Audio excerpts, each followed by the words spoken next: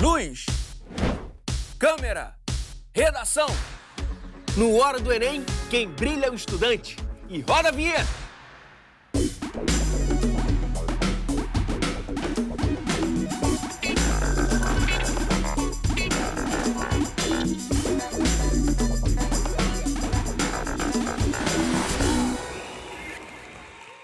Hora do Enem já começou!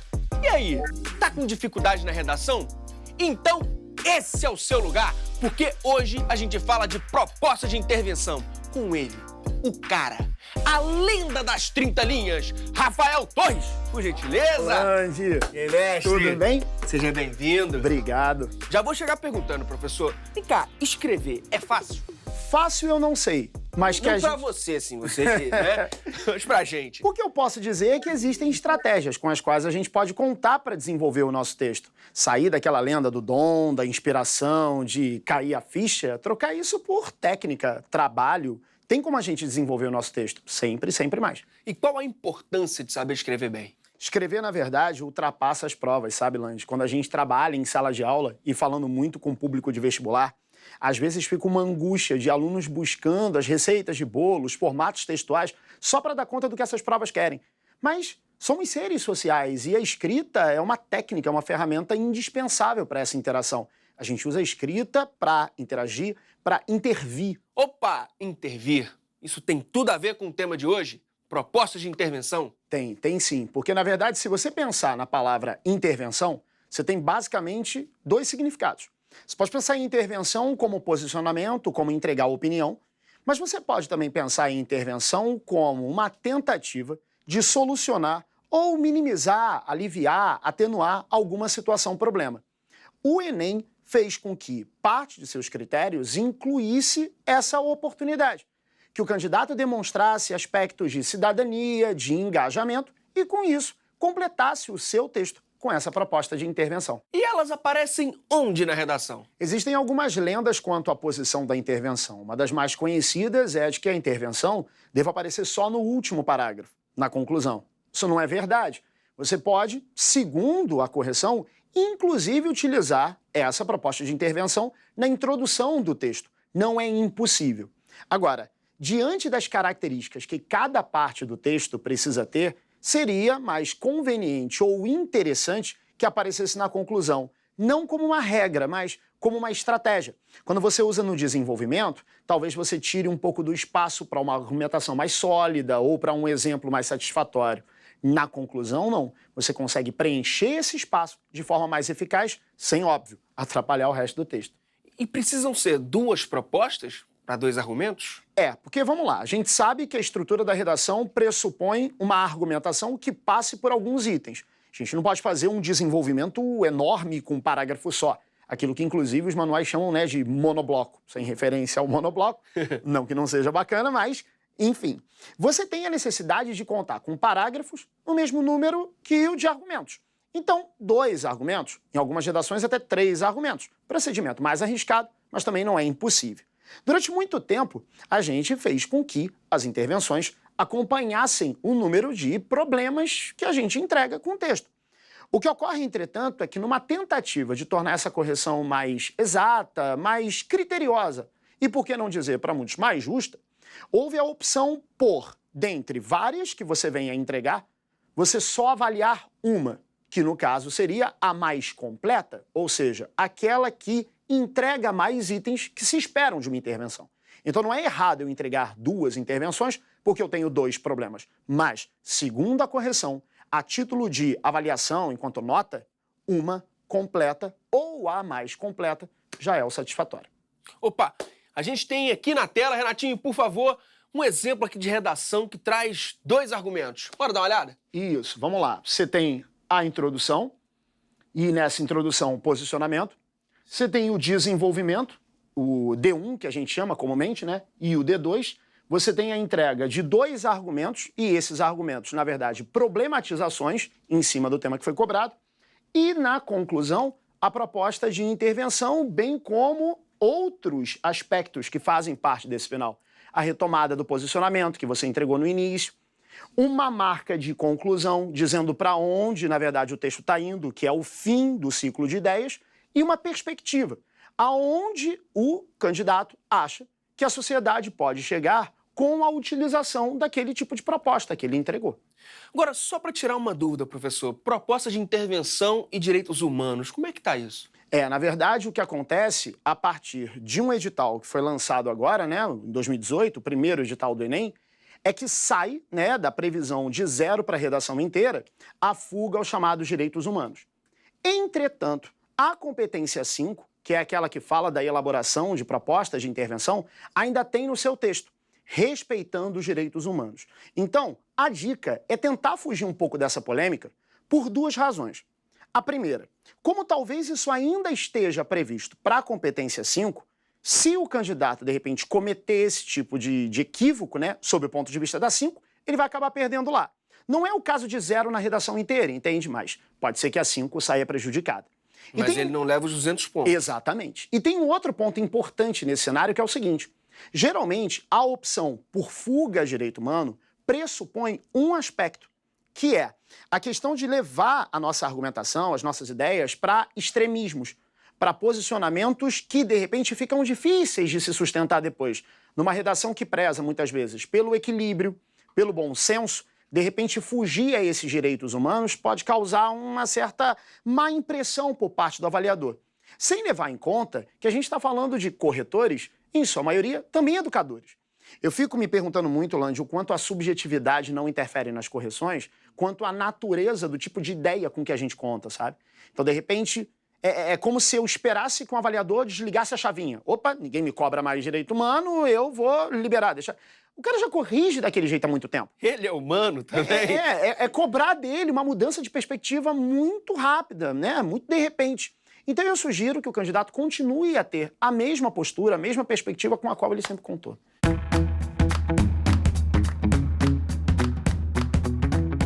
Então bora ver o que a gente precisa ter nessa proposta de intervenção? Vamos lá, vamos dar uma olhada. Quem faz o quê, como, para quê? Vamos lembrar, antes de tudo, que se a gente tem um tema, como os temas de redação do Enem, a gente parte de um desses dois princípios. Ou o tema do Enem entrega um problema muito claro, por exemplo, a persistência da violência contra a mulher na sociedade brasileira, ou o tema do Enem entrega algo neutro, do qual eu tiro um problema, como, por exemplo, foi publicidade infantil em questão no Brasil. Quando você fala em publicidade infantil, ela não é necessariamente ruim, mas quando você fala em persistência da violência, sim. A gente falou agora há pouco sobre a necessidade de intervir, ou seja, mexer naquela situação problema para que ela seja ou solucionada ou, no mínimo, aliviada, atenuada, suavizada. Então, quando a prova exige que se entreguem esses elementos, que você, na verdade, colocou, ela, na verdade, está cobrando que o candidato demonstre uma aptidão dentro daquele processo de resolução. Será que ele pensou em etapas necessárias para que, de fato, não seja uma ideia solta, largada, mas com organização, com precisão? Para tornar a correção mais equilibrada, mais justa, né, mais criteriosa, por que não dizer, houve a opção de se escalarem elementos. E esses elementos são esses que estão aqui. Então, para que o candidato mande bem na competência 5, ele precisa entregar a maior quantidade de elementos, como os que você colocou, cada um com o seu papel. E, resumidamente, seria esse cenário aqui. E o núcleo disso tudo é o quê? O quê? E... Bora começar por ele? Vamos começar por ele. O quê é a atitude em si? É a proposta que você julga necessária para que aquele problema, repetindo, seja aliviado, suavizado ou resolvido. Dificilmente resolvido, tá? Porque problemas Enem normalmente são complexos o bastante a ponto de a gente não conseguir, com linhas, acabar com uma questão que é histórica. Então, é muito importante que o candidato não se cobre em relação a isso, porque dessa maneira ele consegue falar a respeito de curto prazo, longo prazo, deixando muito claro que a questão é muito mais complexa do que só o que está sendo entregue ali. Então, verbos como minimizar, aliviar, que depois até a gente vai mencionar, são bacanas de a gente usar. Não é uma solução definitiva. Não se exige isso dele. Então, ele começa pensando nesse o quê? Que proposta de minimização, suavização, ele tem diante daquele problema que foi colocado pelo tema. Traz até uma tranquilidade, né? Saber que você não precisa ser um super-herói ali para resolver o problema. Exatamente. E é impressionante o quanto você, conversando com os alunos, vê que muitos deles já passaram por situações escrevendo redação como mas se isso não solucionar, mas se isso não resolver, cobrando-se a necessidade de que haja precisão ou uma qualidade absurda para a resolução daquilo.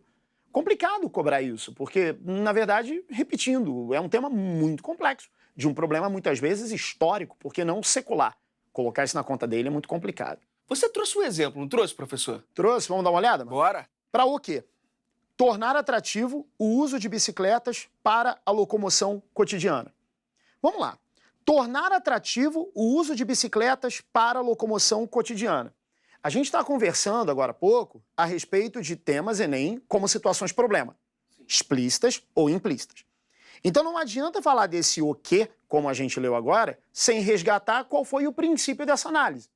Se esse texto fala sobre tornar atrativo o uso de bicicletas para a locomoção cotidiana, uso de bicicleta, locomoção, talvez se trate de um tema que esteja questionando o quão imóvel ou menos móvel nós nos colocamos enquanto grandes centros urbanos, ou seja, mobilidade urbana. Então, o que é a proposta em si, ou seja, se num dos argumentos eu falei que existe pouco investimento em transportes de massa, e aí eu exijo a necessidade aí de investimento em meios alternativos. E aí, tornar atrativo o uso de bicicletas para locomoção cotidiana pode ser uma proposta. Então, o que está aí. Mas não é só isso. Muita gente acha que o que é a proposta de intervenção inteira. Não é assim. Até porque, na verdade, você imagina, o que, a proposta em si, ela pode ser executada por vários agentes. Então, é fundamental que você diga também quem está por trás da execução desse o que no caso é o agente. Quem? Tá aí. O quem. O quem, então, funciona como o agente para a execução dessa proposta que foi oferecida com base no o quê. E lembra, hein? Nada de sujeitos genéricos como a sociedade, o Brasil, a humanidade, essas coisas, né, professor? Vamos pegar, por exemplo, questões como a do lixo. Lixo residencial. Será que quando a gente fala em coleta de lixo, a gente está falando de um governo que seja tão genérico a ponto de que eu não tenha que cobrar especificamente qual setor do governo faz isso? Eu fico me perguntando o quanto algumas intervenções não seriam bem melhores se a gente, em vez de falar em governo, a gente tratasse de maneira mais particular que estágio, que estrutura do governo a qual a gente está se referindo. Por exemplo, no caso do lixo, prefeituras, de repente, em alguns aspectos relacionados à saúde pública, o Estado, de repente, quando a gente fala de investimento, a União ou o governo federal, de repente, para o candidato, conhecer um pouco mais essas subdivisões não se torna uma obrigação, mas pode dar para ele esse incremento que muitas vezes ele sente falta na hora de produzir a intervenção. E eu percebi que tem uma necessidade de detalhamento, mas tá detalhamento ali no como? Isso, porque na verdade o que acontece? A palavra detalhado, ou seja, detalhamento, já existia antes da mudança da banca de correção, que aconteceu, no ano passado. Só que, com vistas a tornar essa correção mais criteriosa, como a gente conversou, a banca do ano passado fez questão de, dentro dessa nova perspectiva de correção, colocar o detalhamento com destaque, que talvez antes não houvesse de forma tão clara. Então não adianta só eu propor uma medida de solução, de intervenção, de aliviar a questão, como a gente conversou.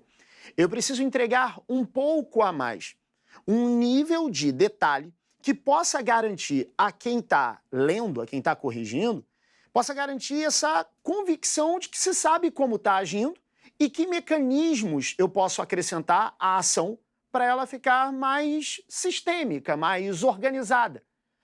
Provar que eu sei como agir diante daquela situação. O que, bem detalhado, e como, bem detalhado também. Isso. Você pode escolher detalhar a atitude em si ou o meio pelo qual aquela atitude vai ser colocada em prática. Então não precisa ser os dois. O que bem detalhado e o como bem detalhado. Não, basta que haja um. Senão ia ficar gigantesco. O candidato deve escolher qual dos dois elementos ele vai dedicar a dar esse detalhamento. Não está errado colocar nos dois, mas a título de contagem, para efeito de nota, etc., basta que haja um detalhamento. Importante dizer que esse detalhamento, ele mais facilmente é do como, mas também pode estar inserido no o quê. Não deve no quem. Não fazer do detalhamento uma oportunidade de extensão do agente. Isso não vai dar ponto a mais para ele. Para garantir os 200, esse detalhamento precisa aparecer como uma extensão ou do que ou do como. Hoje a gente está falando da proposta de intervenção com aquele que não derrapa nos argumentos, professor Rafael Torres. Muito obrigado mais uma vez. Lembrando que a proposta de intervenção vale 200 pontos, né, professor? Vale 200 pontos, até como uma tentativa de tornar a prova também uma oportunidade de avaliação de toda uma intenção que os currículos escolares têm de promover a cidadania, promover a capacidade que o indivíduo, aluno, tem e terá, né, de interagir e aperfeiçoar o seu mundo, sua realidade, os seus espaços sociais. Então vamos lá, retomando, a gente estava falando do como. E aí a gente aproveita já para começar a exemplificar também outros mecanismos dos quais a gente falou, além do como. Bora. A gente começou trabalhando um exemplo do tornar atrativo o uso de bicicletas para locomoção cotidiana. E a gente viu que esse trecho representa o quê, ou seja, a atitude em si. Mas ainda dentro dessa estrutura, nós também conversamos sobre a importância de que haja um agente, ou seja, uma figura responsável por executar o processo. E a gente conversou também sobre agentes muitas vezes genéricos demais. A necessidade de que a gente entregue, né, algo de maior especificidade. E por isso, pensei nas prefeituras. Então, as prefeituras devem tornar atrativo o uso de bicicletas para a locomoção cotidiana. Então, olha lá, eu tenho quem, as prefeituras, e eu tenho o quê, que é tornar atrativo esse uso de bicicletas. Na sequência, a gente conversou sobre a necessidade de que o candidato entregue algo mais sistêmico, organizado, planejado. Daí a entrada do como, que nada mais é do que um conjunto, dependendo de como você escreva, mecanismos que tornem aquele o quê possível. Então, as prefeituras, quem, devem tornar atrativo o uso de bicicletas para locomoção cotidiana, o quê, investindo na construção de ciclovias. Então, repara, investir na construção de ciclovias é o recurso com que eu conto para incentivar o uso da bicicleta. Então, vai ficando amarradinho. Exatamente. E ainda tem aquela necessidade de posicionar a proposta de intervenção no nível social e individual? A gente conversou no primeiro bloco sobre a possibilidade de você entregar uma intervenção que seja completa.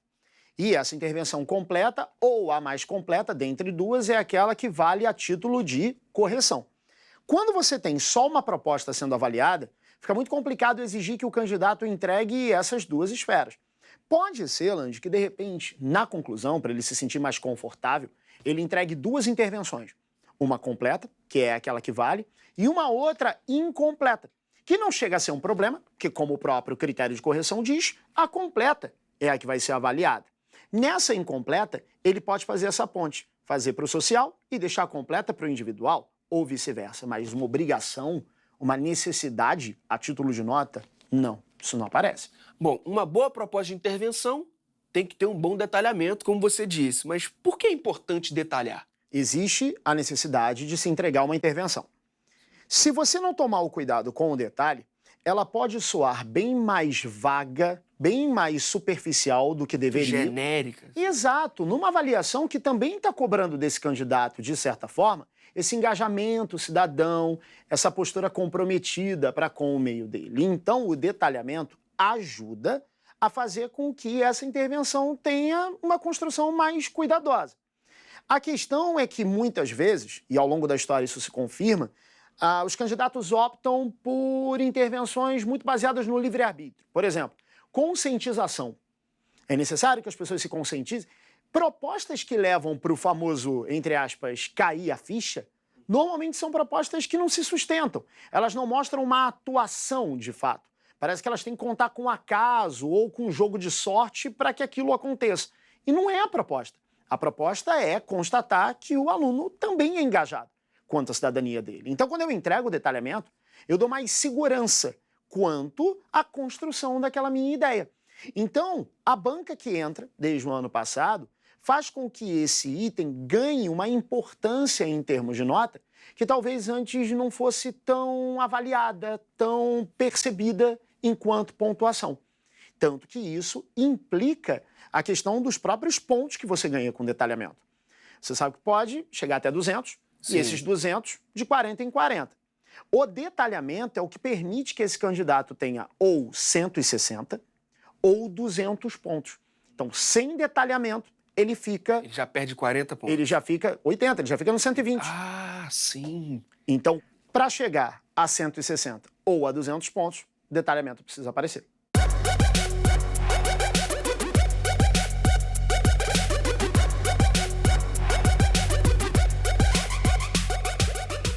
Aqui a gente gosta de exemplo, professor. Tem exemplo de detalhamento? Lógico, vamos lá. As prefeituras, quem? Quem? Deixamos o agente preparado ali para ser o executor da ação. Devem tornar atrativo o uso de bicicletas para locomoção cotidiana. O quê? A proposta em si. Investindo na construção de ciclovias. Como?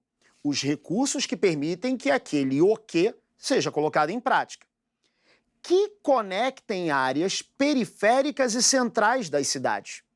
Olha o que eu fiz. Detalhamento do como. A partir do que, eu criei um gancho com as ciclovias das quais eu tinha falado antes. Então é como se fosse uma extensão do como. Uma das possibilidades, como a gente viu, para esse detalhamento aparecer. Uma coisa que tem que ficar clara é que, quando essa banca resolve investir num aperfeiçoamento dessa correção, ela, na verdade, ela acaba entregando para o candidato a necessidade de ser mais preciso em cada um dos detalhes. Então, a dica é tentar marcar linguisticamente cada etapa. Quando eu coloquei que conectem áreas periféricas e centrais das cidades, olha esse que depois de ciclovias. Esse que, para frente, é o que a gente chama de oração adjetiva. Facilita pra caramba para o avaliador o reconhecimento desse detalhamento com o uso de pronome relativo. Então, investir nos detalhes linguísticos pode dar o 200. Deixar o agente como sujeito, as prefeituras. Deixar o que como predicado. Devem tornar atrativo o uso de bicicletas para locomoção cotidiana. O como, ou com gerúndio, que foi o caso da gente aqui, investindo, ou também tem uma expressão muito boa, que é por meio de. Por meio da construção. Então, por meio de é uma boa marca. Lembrando que gerúndio não é erro. Quando bem aplicado, e é o caso, porque ele está marcando o como, sem problema. E, para marcar o detalhamento, bom, o pronome relativo, ou você pode também, no detalhamento, dar uma causa para aquilo que você está propondo. Então, em vez de repente, eu dizer que conectem áreas periféricas e centrais das cidades, eu poderia colocar um porquê para esse investimento. Investindo na construção de ciclovias, pois favorece a manutenção das condições de saúde do cidadão, ou algo do tipo. Então, você pode também detalhar dando uma causa para aquela proposta. Você pode detalhar com essa oração adjetiva. Você pode detalhar dando exemplo, dizendo onde essa ciclovia seria construída. Por último, e não menos importante, o para quê, famosa finalidade. Porque não adianta dizer o que você propõe sem dizer aonde você quer chegar com aquilo. O alvo. Partindo do mesmo pressuposto que a gente construiu, vamos ver como é que ficaria? Agora. As prefeituras, quem? Devem tornar atrativo o uso de bicicletas para a locomoção cotidiana. O quê? Investindo na construção de ciclovias. Como? Que conectem áreas periféricas e centrais das cidades. Detalhamento. A fim de incentivar o uso de transportes menos poluentes. Olhe o a fim de, como poderia ser o para quê. Mais uma vez, uma marca linguística. A fim de quê? Com que fim? Com que objetivo? Para quê? Com que finalidade?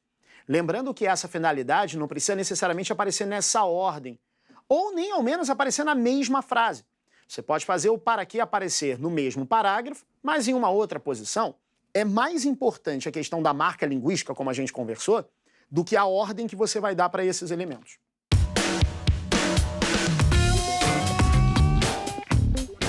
A proposta de intervenção não é a solução absoluta do problema, né? A gente tem que deixar isso bem claro para eles. Porque, na verdade, os temas de Enem, em algum momento, esbarram no social. Esbarram no social, esbarram no indivíduo. Quando tem envolvido um indivíduo, né, na situação, uma série de circunstâncias pode acontecer. Então, o candidato entrar na prova com a obrigação imposta a si mesmo de ser o salvador da pátria, o descobridor da pólvora, não. Ele tem que buscar uma opção organizada, como a gente viu aqui, para que aquele problema possa ser, lembrando, minimizado, aliviado. Se ele acha que tem a solução, ótimo, mas que ele não se obrigue a isso. Professor, muito obrigado mais uma vez. Um prazer imenso ter você aqui. E agradeço. Prazer é todo meu e sempre poder estar contribuindo, né? Um pouquinho que seja, mas para a construção mais do que de provas melhores, de sonhos. Que é nisso que a gente acredita. Muito obrigado. Volte sempre. Já conhece. O ritmo é forte, mas calma. Um dia de cada vez, que o mais importante nos estudos é a continuidade. Tá com dúvidas? Vai lá no nosso canal, youtube.com/TV Escola. E ó, se inscreve lá para receber notificação de cada vídeo que é postado. São mais de 300 vídeos com aulas e entrevistas exclusivas. Então até a próxima, espero vocês.